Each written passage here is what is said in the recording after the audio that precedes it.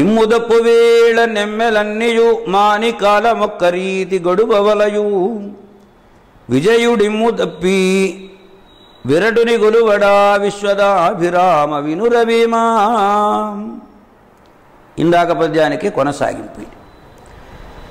తనకు అనుకూలంగా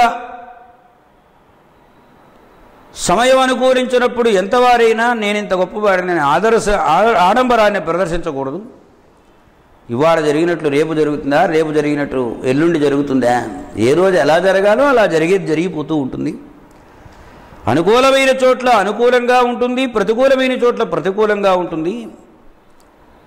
అప్పుడు కష్టాలు ఎదురవుతూ ఉంటాయి, ఎగతాళి చేస్తూ ఉంటారు.